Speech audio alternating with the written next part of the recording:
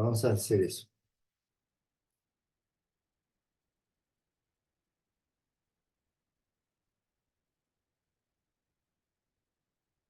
Déjenme entonces.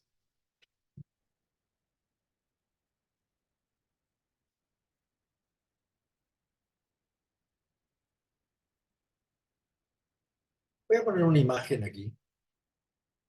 Eh, les voy a pasar este videíto otra vez para poder tener como referente lo que está pasando en este video. Vean, en este video lo que vamos a ver es una colección de puntos rojos y una colección de puntos verdes. Un poquito más adelante van a aparecer unos puntos amarillos. Quiero que observen eso.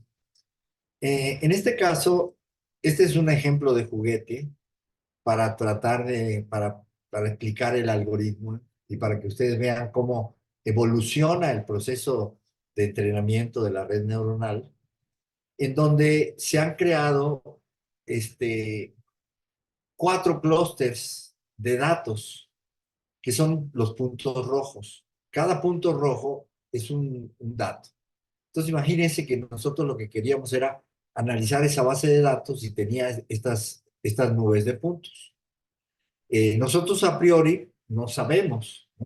En este caso, como esto está en 3D, pues sí lo podemos ver e inmediatamente de mirarlo nos damos cuenta de que hay 3 clústeres. Y nos podemos dar cuenta de las características de los clústeres, ¿no? Los clústeres, son más densos que otros. Pero si tenemos puntos en un espacio de dimensión mayor de 3, ¿no? No podemos ver en ese espacio y entonces no es fácil descubrir la estructura que tiene el conjunto de datos.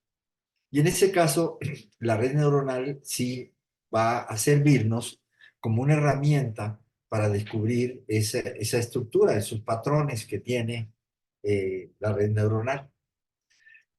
Lo que se hace es que eh, se tiene la red neuronal plana, y ya sabemos que la capa de salida de la red neuronal SOM es una capa plana, que tiene, generalmente nos gusta usar, podría ser una cuadrícula, pero nos gusta que sea una red, un látiz hexagonal, en donde cada hexágono de la capa de salida, a ver si las voy a poner, aquí lo tenemos, el dibujo, ¿no? Cada neurona de la capa de salida está representada por un hexágono de ese látiz, de esa malla. Y lo que se va a hacer es que a cada neurona se le va a asociar un vector en el espacio de los datos. Fíjense, un vector en el espacio de los datos. Entonces, aquí vamos a estar trabajando con dos espacios simultáneamente. Por una parte, vamos a estar trabajando con el espacio en donde están las neuronas, que es un plano. En este espacio, cada neurona, consideren la neurona iésima, alguna de estas, la vamos a representar con la letra R. Aquí tenemos déjenme poner esto en modo de presentación para poder activar el lápiz. Vean aquí en esta fórmula aparece RC y RI. RC C es de campeona, es la neurona campeona, la neurona que ganó el concurso del cual voy a hablar en un momento. Y RI es cualquier otra neurona, otra neurona iésima. Entonces, esta distancia, ¿no? Vemos que tenemos la norma de RC menos RI, esto es una distancia en la malla, ¿ok? Eh, y que entonces les decía que vamos a estar trabajando con dos espacios y de hecho con dos distancias. La distancia en la malla, que es esta, y también vamos a tener otro espacio, que es el espacio donde habitan los datos, y donde también vamos a tener un representante de cada una de las neuronas de la capa de salida, que se le llama en la literatura un vector de referencia o un vector de pesos. Déjenme regresar al video. Ok. Entonces, lo que vamos a hacer es que metemos vectores asociados a cada neurona de la capa de salida. Pero ¿qué valores le damos a esos vectores? Pues no sabemos. De entrada, le vamos a dar aleatoriamente valores en un cubo pequeño que esté alrededor del origen. Aquí, por ejemplo, en este video ya estamos viendo que los puntos rojos ya se salieron, ¿no? De ese cubo, ¿no? Y ya se abrieron, y ya forman una superficie, ¿no? Ya nos forman un cubito. Vean que también los puntos rojos están unidos por unas rayas grises. Esas rayas grises son para representar quién de cada punto rojo. Fíjense, cada punto rojo es un punto en la red neuronal plana. Y entonces, ese punto, esa neurona tiene un hexágono y entonces quiero poner una raya entre ella y entre los vectores que representan neuronas que son aledañas. Y entonces por eso esto se ve como una malla, porque estamos viendo cómo se modifica cada vector y cómo se modifican los vectores que corresponden a neuronas que son vecinas. Vamos a dejarlo correr para que veamos cómo evoluciona. Tengo que dar no me deja activarlo si, si tengo el lápiz. Ahora sí. Vean, ahí está el cubito, ¿no? Y entonces ya se empieza a abrir el cubito y empieza a acercarse a los clústeres. Vean que los va como visitando, ¿no? Se acerca uno, se acerca otro. Luego ya deja referentes en cada uno de los clústeres y va metiendo más referentes y va explorando la estructura de los clústeres.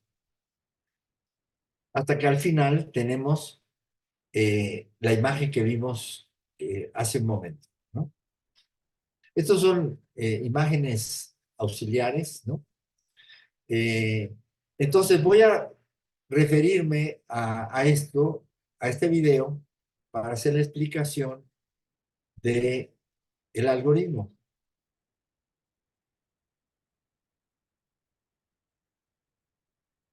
¿Qué vamos a hacer? Fíjense, los puntos verdes, que son los datos, los vamos a representar con la letra X, ¿no?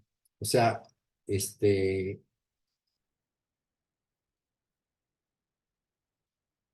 aquí en esta fórmula, la letra X va a representar datos, puntos verdes. Lo que va a hacer la red neuronal es ir explorando esos datos uno a uno. Y entonces, en un primer tiempo, ¿no? En el tiempo t igual a 1, escoge un dato. En el tiempo t igual a 2, escoge otro dato y va a ir enfocándose en diferentes datos. Que la red neuronal lo que va a hacer es que va a ir escogiendo datos aleatoriamente y vamos a ver qué hace con esos datos. Pero bueno, primero, para que esté clara la notación, X representa datos, puntos verdes. Aquí tenemos X otra vez, ¿ok? Ahora tenemos también omegas o Ws. Las Ws representan los vectores de pesos, ¿no? Por eso es la W de weight. Entonces, los vectores de pesos son los puntos rojos. Vean, aquí tenemos la W. Este es uno de los de los iésimos puntos rojos. Estamos suponiendo que tenemos tantos puntos rojos, tantos vectores de pesos como neuronas. Y estamos suponiendo que tenemos n mayúsculas neuronas. Y estamos suponiendo que los datos tienen n componentes, n minúscula componentes. Entonces aquí vamos a distinguir entre n minúscula, que es la dimensión del espacio de datos, y n mayúscula, que es la dimensión de la red plana esta, ¿no? ¿Cuántas neuronas hay en esta red plana? Vean que, por ejemplo, esto que está aquí, el segundo miembro de esta ecuación, lo que estamos es minimizando los elementos de este conjunto. ¿Qué conjunto es este? Bueno, estamos este, dejando correr el índice i desde i igual 1 hasta n. Al hacer esto, vamos a estar recorriendo las n mayúsculas neuronas de la capa de salida. Entonces, estamos recorriendo a todos los vectores de pesos. Y dado un dato X, o sea, dado un punto verde, ¿qué es lo que vamos a hacer? Fíjense, vamos a pensar el primer paso del entrenamiento, lo que hace la red neuronal es escoger un punto verde. Vamos a llamarle X de T. Y entonces lo va a comparar, va a calcular la distancia que hay entre ese dato, ese punto verde, y todos los puntos rojos. Y se va a fijar de todas esas distancias, cuál es la distancia menor, porque está haciendo el mínimo. Entonces lo que va a encontrar de todos los vectores de pesos, ¿cuál es el vector de pesos que está más cerca del punto rojo? Y lo que va, entonces, ¿no? Ese vector de pesos que resulta de esa exploración, de esa minimización, le vamos a llamar, si pensamos que estaban concursando los vectores de pesos para ver cuál era el que estaba más cercano de ese dato, el que ganó le vamos a poner un subíndice C, sería este vector de pesos. Y aquí lo que vamos a hacer es que vamos a ver que ese vector C, ¿qué características tiene? Bueno, es el vector de pesos que cuando calcula su distancia al punto verde que escogimos, al dato, es el que tiene, el que está más cerca. O sea, esta ecuación lo que hace es definir quién es WC, que es el dato que ganó la competencia perdón, dije el dato y me equivoqué. Es el vector de pesos que ganó la competencia de estar más cerca del punto X, que fue el primer punto que exploramos en la base de datos. Ahora, ¿de qué sirve haber encontrado ese punto? Bueno, de que ese que era el que estaba más cerca, ahora lo que va a hacer la red es decir, bueno, lo voy a modificar. El entrenamiento consiste en ir modificando los vectores de pesos, que son los puntos rojos. Y ustedes vieron cómo los puntos rojos van a ir evolucionando para acercarse a los datos. Entonces, el primer cambio que se va a hacer es que se va a hacer que ese vector de pesos ganador, que es el más cercano a ese dato, lo vamos a acercar un poquito más. Pero no solo a él, ahora vamos a ver a todos los vectores de pesos que son vecinos de él, también los queremos acercar a ese dato, ¿no? Esa es la idea. Ahora, ¿cómo vamos a hacer eso? Bueno, lo que vamos a hacer es que los vectores de pesos van a ir teniendo valores en diferentes tiempos. En el tiempo t vamos a tener wi de t, por ejemplo, ¿no? Un particular vector de pesos en el tiempo t tiene un valor. En un tiempo anterior tiene otro valor. Y el entrenamiento consiste en tener esta fórmula recursiva que nos va a permitir, dado el valor de el vector de pesos en el tiempo t-1, definir cuál va a ser el cambio que le vamos a aplicar para que ahora en el tiempo t tenga otro valor. Otro valor que va a ser más cercano a mi punto x de t. No solo para él, sino para los vecinos. Ahorita vamos a ver cómo lo hacemos. Bueno, vean esta fórmula. Esta fórmula, ¿qué está haciendo? Bueno, antes, geométricamente. Este fue el vector, tengo ya el WC, que es el vector ganador. Y lo quiero acercar. ¿Cómo lo acerco? Bueno, pues tengo que buscar el vector que une a estos dos, la punta de estos dos vectores, ¿no?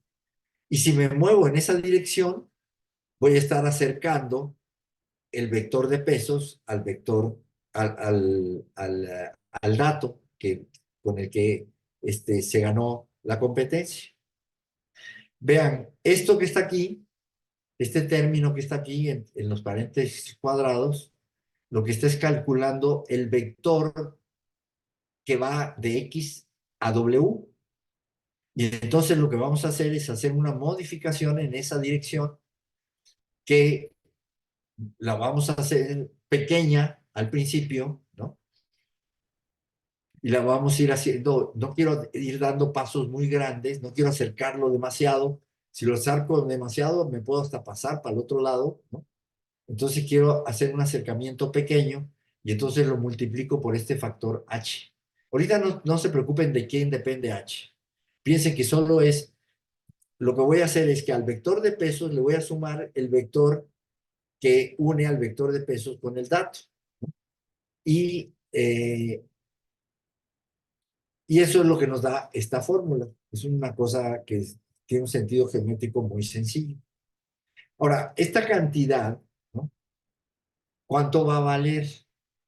Bueno, queremos que con el tiempo se vaya haciendo pequeña y queremos que esta cantidad me sirva para acercar el vector de pesos al dato, pero también a los vectores aledaños. Pero quiero que los vectores aledaños no todos se acerquen al dato en la misma magnitud. Queremos que se acerquen al dato más aquellos vectores de pesos que corresponden a neuronas que están cercanas a la neurona ganadora. Vamos a imaginar que aquí, en esta imagen, la neurona ganadora, cuando metimos el dato X de T, fue esta que está pintada aquí es como un beige clarito. Vean que están pintadas en rojo las neuronas que están más cercanas ahí, las primeras vecinas. Y luego están pintadas en morado las segundas vecinas. Entonces nosotros queremos modificar con más fuerza a las primeras vecinas que a las segundas vecinas que a las terceras vecinas. Entonces podríamos imaginar imagínense una campana de Gauss bidimensional que está centrada en la neurona ganadora. Y entonces la altura de la campana de Gauss me va a decir cuál va a ser el valor que le vamos a dar a la H. Esa es la idea. Así es como vamos a ir entrenando.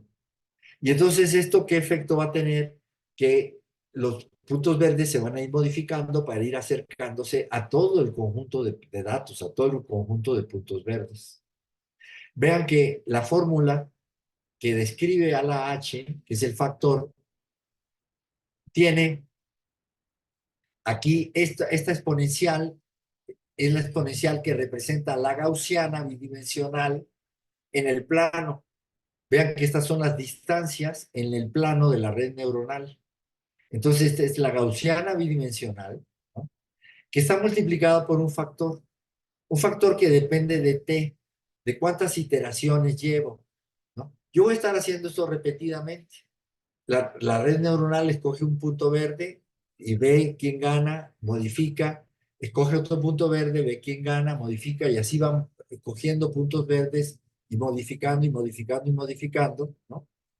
Pero a medida que avanza más el entrenamiento, quiero que él vaya dando pasitos más chiquitos para que se vaya afinando el proceso de ir encontrando, detectando la estructura del conjunto de puntos verdes.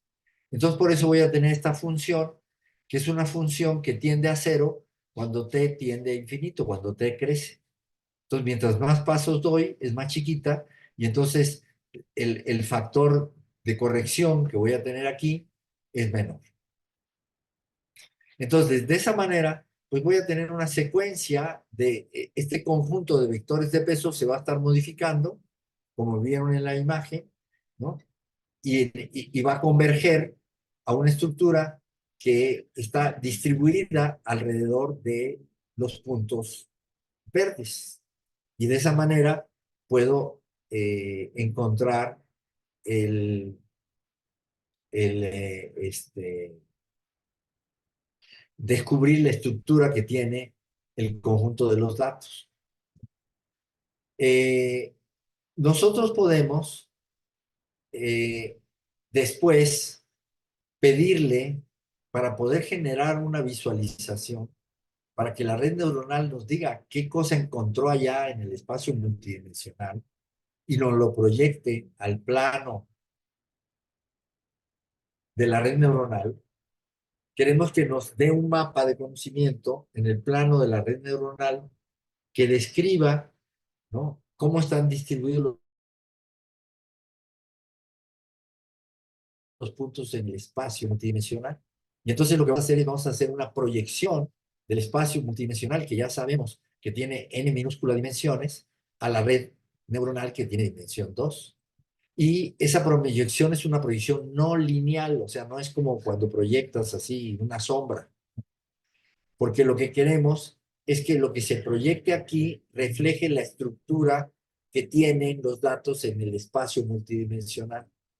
De tal manera que puntos verdes que están en el espacio multidimensional cercanos se proyecten en la red neuronal en puntos que van a estar cercanos también. Y de esa manera quedan proyectados todos los puntos verdes aquí en mi red neuronal. Y eso es lo que nos va a generar un mapa, ¿no?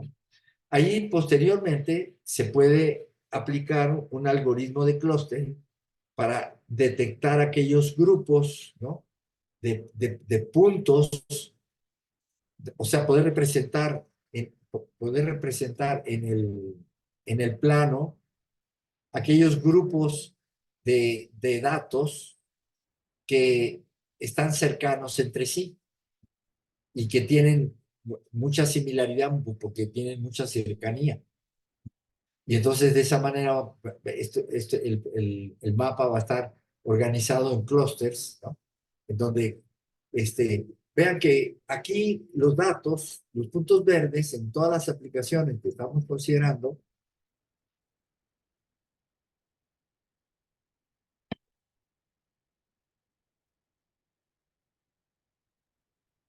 los datos pensamos que representan perfiles, ¿no?, de las entidades, que representan alguna entidad. Los datos pueden representar personas, investigadores, alumnos, pueden representar empresas, pueden representar eh, institutos o centros de investigación, universidades, pueden representar países, dependiendo de cuál es la aplicación que estamos haciendo. En muchas aplicaciones que vamos a estar viendo, eh, estas representan o investigadores o universidades, por ejemplo. Y entonces, eh, estos n datos, x1 hasta xn, cada uno de ellos es un indicador. Por ejemplo, en el caso de analizar el desempeño académico de las universidades, cada uno de estos xis, ¿no?, representa un indicador cienciométrico. ¿Qué puede ser? Pues el número de artículos que publicó la universidad cada año, o el número de investigadores nacionales que tenía, o el número de citas por artículo, ¿no?, que cada artículo de investigación acumuló. En fin, el porcentaje puede ser un porcentaje. El porcentaje de artículos que se publicaron, ¿no?, y que están en el 10% de los artículos más citados en su campo a nivel mundial. En fin, es una colección de indicadores. Y esos indicadores, esos N indicadores, definen el perfil de desempeño de la universidad. Entonces, cada universidad tiene N indicadores que caracterizan su perfil de desempeño. Y nosotros quisiéramos, imagínense que tenemos a todas las universidades mexicanas y queremos ver cuáles son aquellas que tienen perfiles semejantes, ¿no? Y queremos ver también cuántos tipos distintos de perfiles tenemos. Y para esto la red neuronal es muy buena. De hecho, esa aplicación ya la vimos. Creo que deben ustedes haber quedado convencidos de que funciona muy bien. Este es un buen momento para si quieren ustedes hacer alguna pregunta o algún comentario, demos esa oportunidad. A ver, Dana y Cel, ¿quieren preguntar algo o vamos a, a ver alguna aplicación?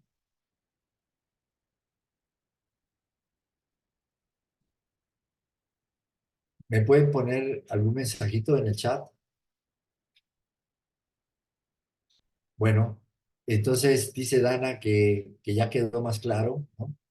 No es un algoritmo trivial, pero bueno, creo que con lo que les he explicado pueden ustedes ahora revisar esa notación y empezar ustedes a entenderlo. Y si tienen preguntas, en los próximos días las podemos ventilar, ¿no?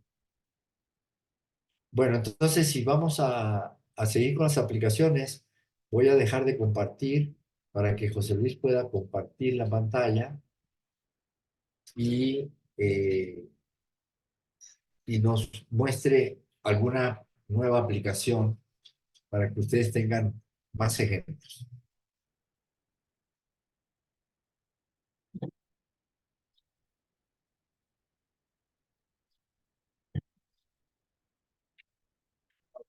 Allá. A ver si me escuchas. Sí, ya. Ya hemos comentado varias veces esta técnica a la que le llamamos mapeo neurolongitudinal.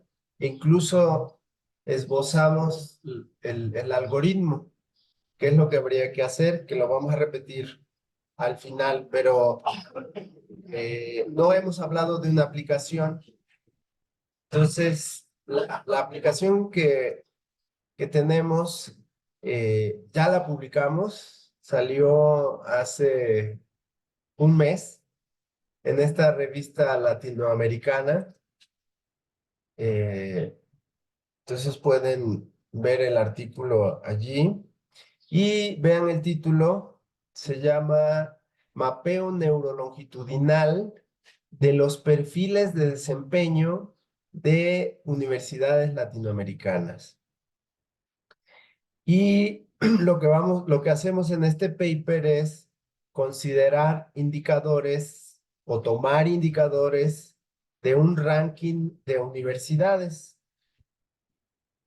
Creo que todos están familiarizados con los rankings porque cada año son tendencia en algunos meses cuando salen los anuncios de que la universidad, la UNAM, se convierte en la segunda mejor latinoamericana o que el TEC avanza a tantos lugares. En fin, eso periódicamente lo vemos. Entonces, todos tenemos cierta familiaridad con los rankings. Los más famosos son estos tres, el QS, así se llama, otro que es conocido como ARWU, Academic Ranking of World Universities, y el otro es el Ranking D, que viene de Times Higher Education, estas iniciales. Los datos que nosotros tomamos fueron de este ranking y en lugar del ranking mundial de universidades, tomamos solamente tomamos el ranking latinoamericano.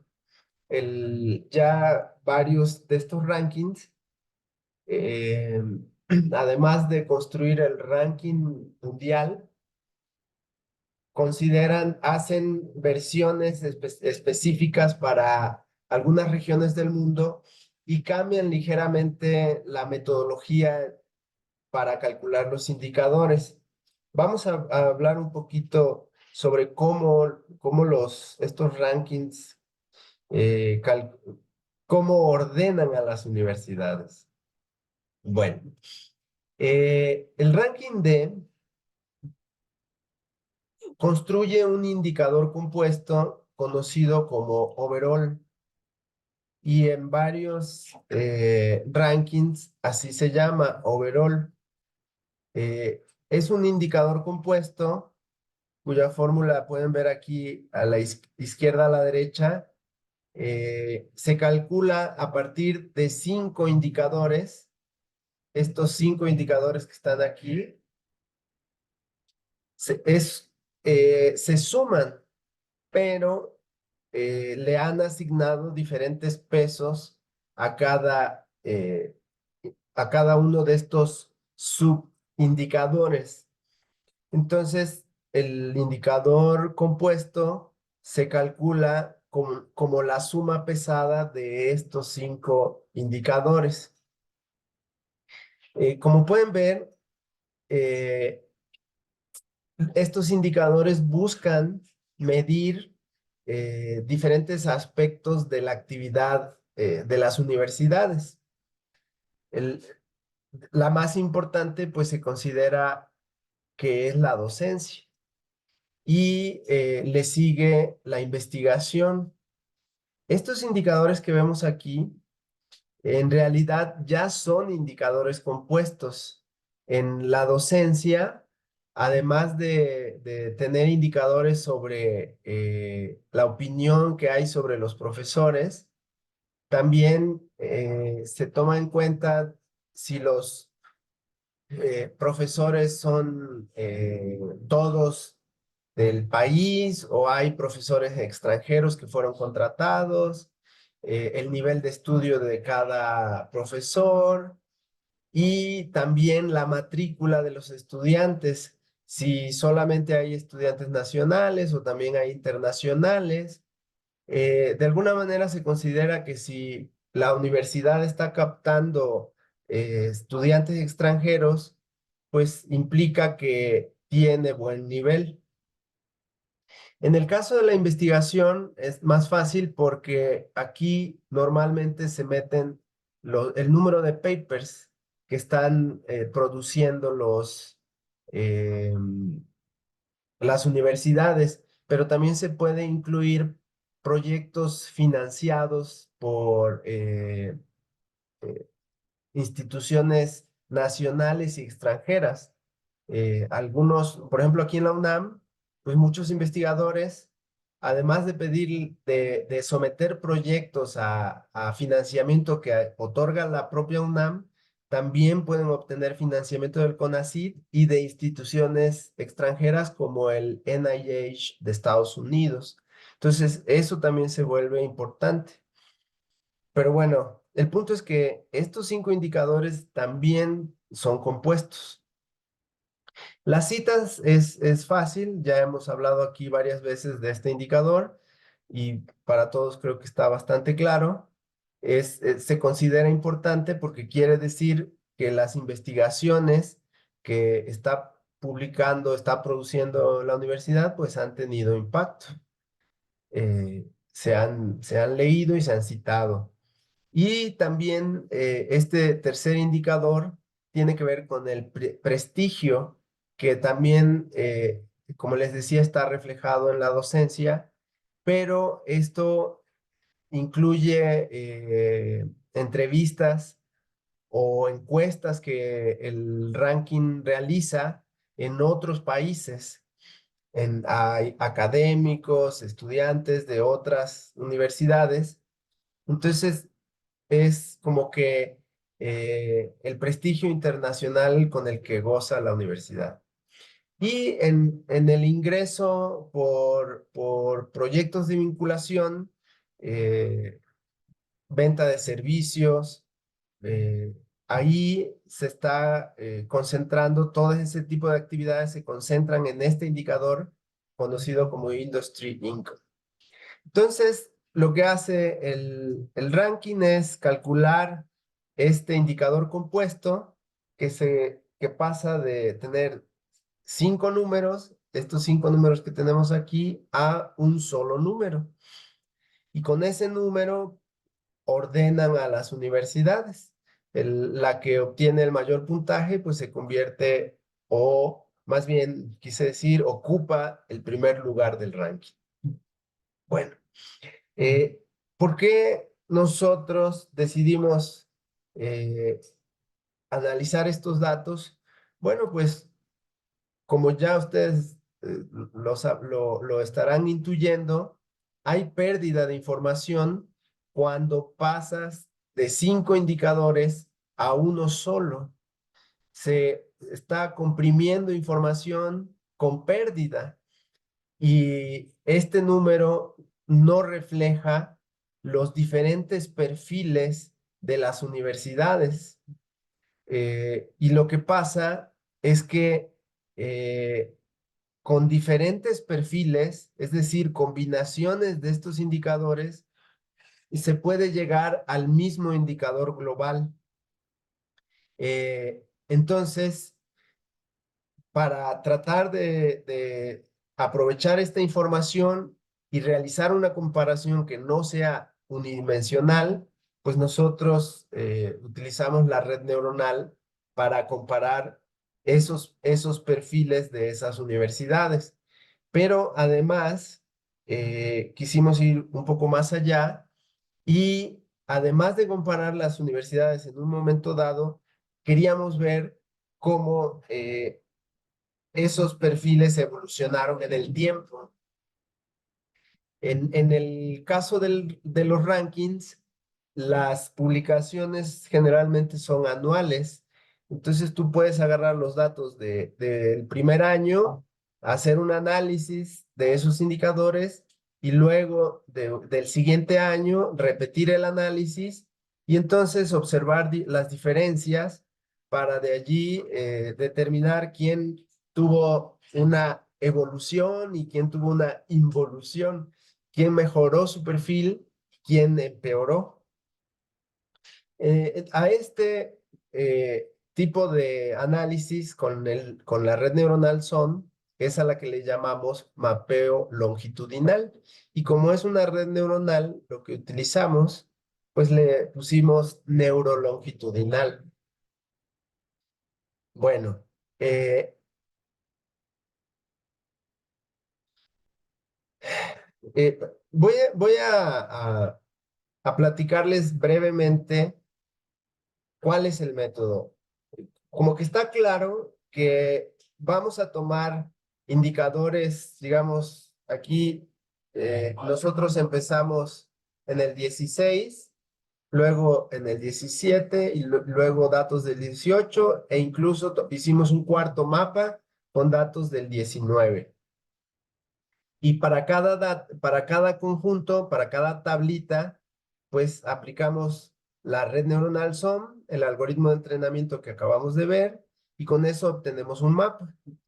Eh, Podríamos hacer lo mismo con los siguientes años, pero en cuanto uno hace el segundo mapa del 17, se da cuenta que hay cambios muy fuertes en los clústeres y que cambian de lugar. Un clúster o un grupo de datos que estaba en una zona del mapa en el 16, cuando calculas el 17, se van a otra zona y uno ahí podría concluir que es que está cambiando muchísimo la estructura de los datos.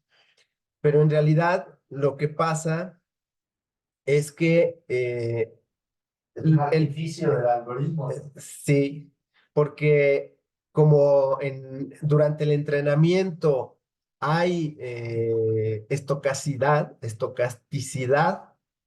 Entonces, el, el entrenamiento que sigue o la trayectoria que siguen los pesos durante el entrenamiento, los cambios que sufren no se dan de la misma manera.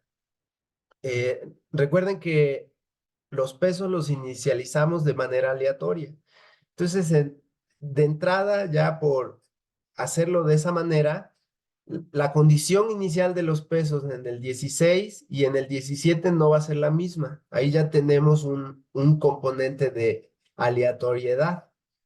Pero además, durante el entrenamiento, los datos se le van presentando en diferente orden. Eso es bueno, se aconseja que así se haga. Generalmente en Keras, Scikit-learn y en Lapson, uno no se da cuenta que el entrenamiento se realiza así, pero así se hace. Entonces, estos cambios que uno observa realmente no se debe a cambios en la estructura de los datos, sino a estos aspectos aleatorios del algoritmo. Entonces, hay que hacer el entrenamiento de una manera especial para que los cambios que se observen de un mapa al otro se deban efectivamente a los cambios en los perfiles y no a este efecto artificioso del algoritmo de entrenamiento.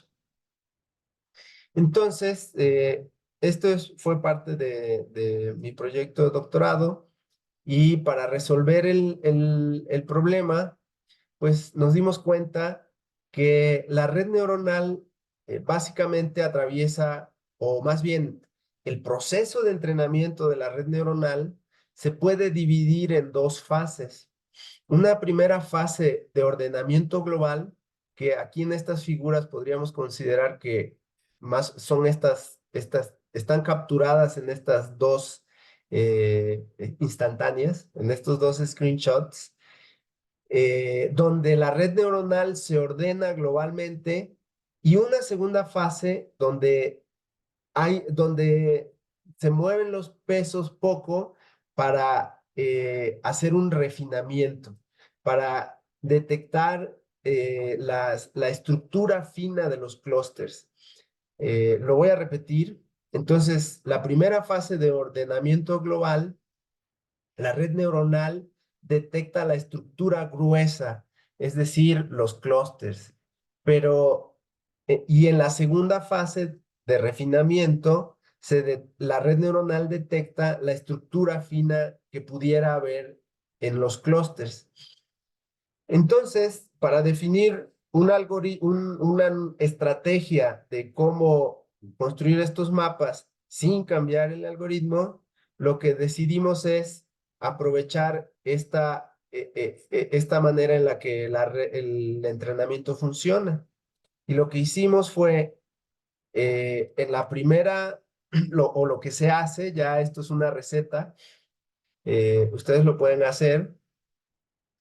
Espero que con Itzel, Sebastián y sus compañeros hagamos este ejercicio en el proyecto y mostremos los resultados. Lo que hacemos es que el primer periodo entrenamos la red neuronal de manera normal, como les hemos explicado que se hace. Pero para los demás periodos, tomamos los pesos que resultaron del entrenamiento del 2016 como la condición inicial de este entrenamiento del 2017. Y después, para el 18, la condición inicial de los pesos van a ser los pesos que resultaron del entrenamiento del 17 y así. Entonces, los entrenamientos del 17, 18 y 19 parten del entrenamiento del año anterior.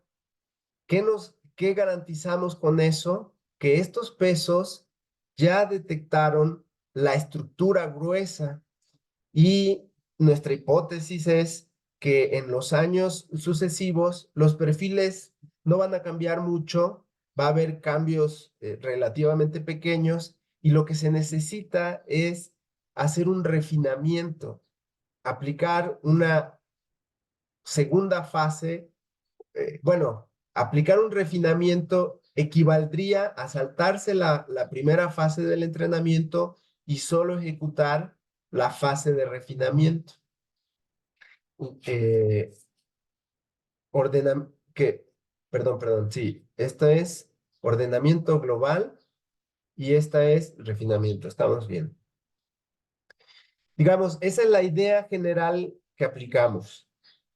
Ahora, ¿cómo se le hace en la red neuronal?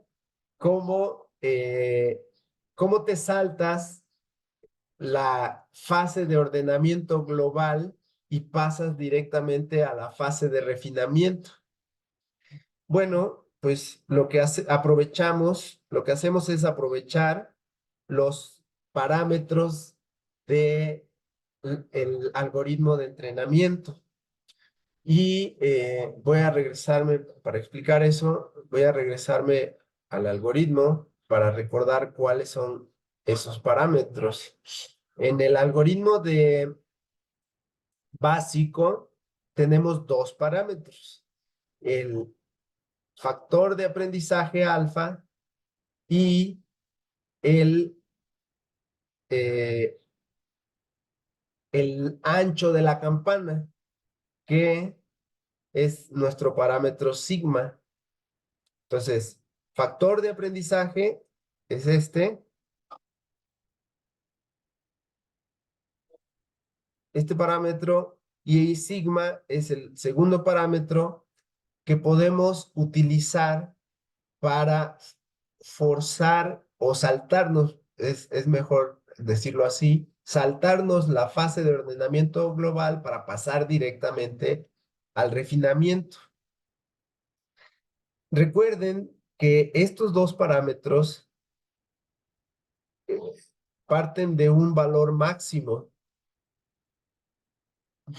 y después de establecer las iteraciones máximas, eh, bueno, y también definimos un valor mínimo. Entonces, una vez que definimos el número de iteraciones máxima, se puede calcular cómo va a decrecer este parámetro. Normalmente lo hacemos decrecer linealmente con una rampa. Eh, Les expliqué en alguna clase que si ejecutamos, por ejemplo, este número de iteraciones, pues la rampa lo que implica es que cae más rápido. Se forza el entrenamiento, la convergencia de los pesos. Entonces, realmente podemos, la primera fase es la que más tiempo toma de la rampa. Vamos a pensar que es un 80% del, del número de iteraciones. Entonces, digamos, hasta por aquí, considerando este número de iteraciones máxima, todo este número de iteraciones que se ejecutan aquí es lo que sería el ordenamiento global.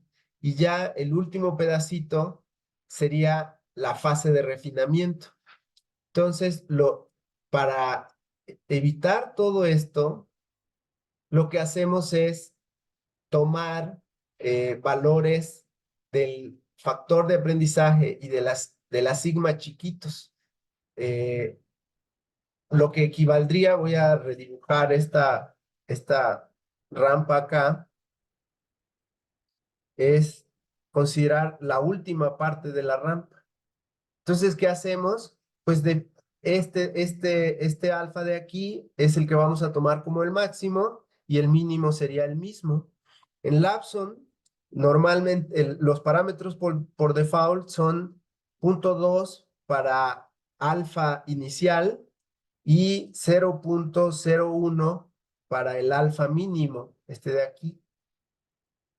Entonces, lo que hacemos para saltarnos la fase de ordenamiento es, en lugar de alfa máximo 0.2 o alfa inicial, nos tomamos alfa igual a 0.01. No, perdón, no, perdón. Me parece que este no es 0.1 porque vamos a empezar en 0.01 y este entonces debe ser algo así como 0.001. En el paper están los parámetros, luego los vemos. Pero bueno, el punto es forzar la convergencia del algoritmo, es una manera de verlo, o saltarnos la fase de ordenamiento global. Algo similar tenemos que hacer con sigma si estamos en el algoritmo básico, pero si estamos en el algoritmo batch, que también ya vimos, en el algoritmo Bash no hay factor de aprendizaje, solo tenemos la función de vecindad, que es esta gaussiana. Entonces, el único parámetro con el que contamos es sigma, que define el ancho de la campana. Entonces, hacemos lo mismo, ponemos un sigma chiquito, sigma máximo chiquito, para que la vecindad que define qué neuronas se actualizan sea muy chiquitita y de esta manera se actualizan prácticamente la neurona ganadora y sus vecinas contiguas y todas las demás no. Con eso garantizamos que solo la red neuronal solamente detecte esa estructura fina. ¿Cuánto tiempo me queda? ¿Ya? Bueno.